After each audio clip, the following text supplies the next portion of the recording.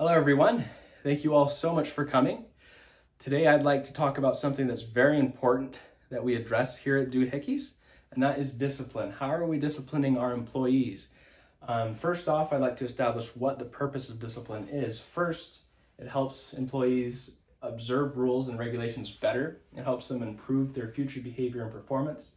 It helps them function in a team-based environment, and it helps them meet organizational expectations. Now, I'd like to establish that it's not for the purpose of playing a game of gotcha or for looking for an excuse to fire an employee. We're all on the same team here. It's for the purpose of just helping them improve in their performance. Now, there's a few key issues that are going on here at Doohickeys that I think we need to address and that we need to fix. First off, there's not a lot of clear expectations or performance metrics, so there's a lot of confusion with how employees should even view their performance. There's no performance reviews, so they don't know how they can improve at all.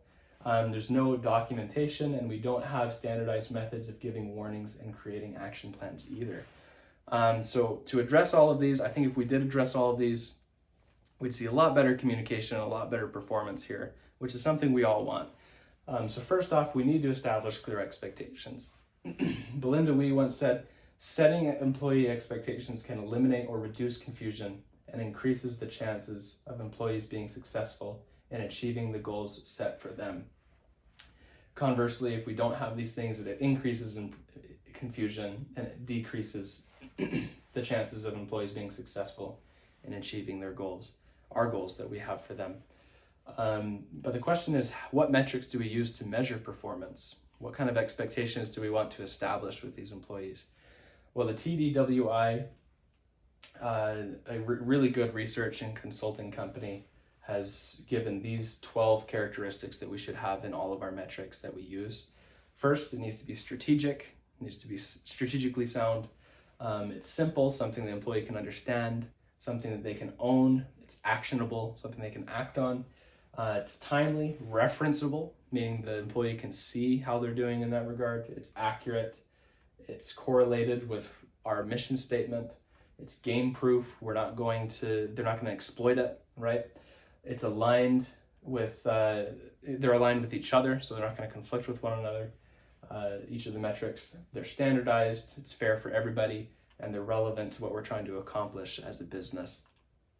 With those things in mind, I have 4 different expectations or metrics that I'd like to use to measure the performance of employees. These are a good start. We, of course, can add more, but I think these ones are very, very important. Teamwork and attitude is one. Of course, we need employees to be doing well there for us to do well as a company. Speed, how fast are they making products? Accuracy, are they wasting materials or are they doing everything correctly? Attendance, are they being late too much or are they being absent too much? We need to make sure we establish an expectation with those as well. Action number 2, we need to establish regular performance appraisals and reviews. The purpose of performance appraisals is to help provide adequate feedback for each person on his or her performance, to serve as a basis for modifying or changing behavior towards more effective working habits, and to provide data for managers with which they can judge future actions with the employee. Now that can go either way. If they want that employee to rise in the company, to go further in their career, these kind of conversations are very useful for helping that employee know what they can do to improve, to get where they want to go.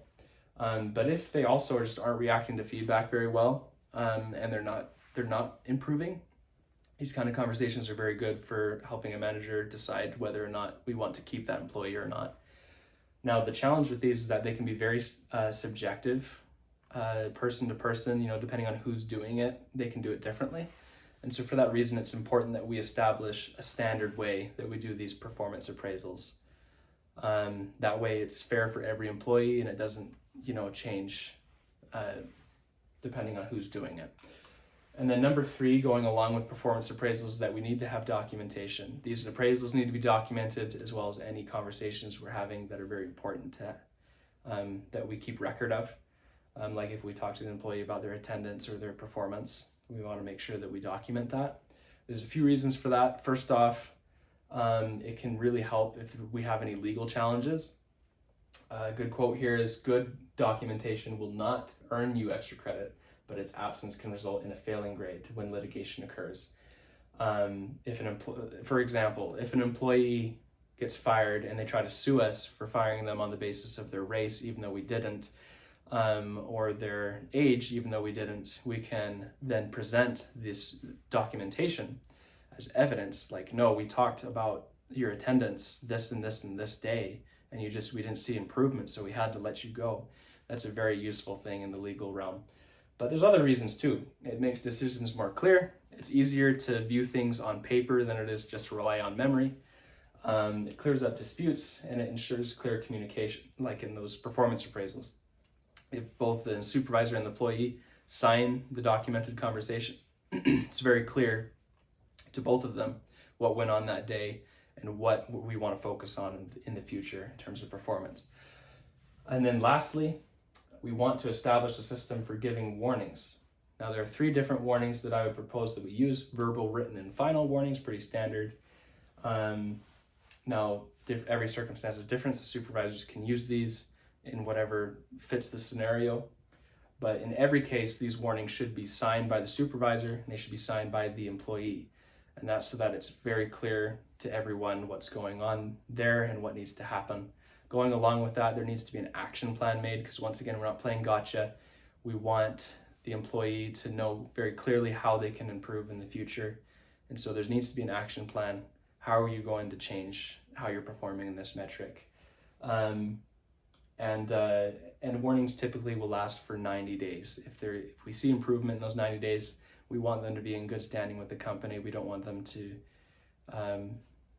continue to be on a warning if they're doing well. So I believe that if we make these changes, that performance will increase in the company, and there will be a lot more clear communication between leadership and employees, which is something we can all benefit from. So I suggest that we take immediate action on this. There will be a lot of benefits from doing so. Thank you very much.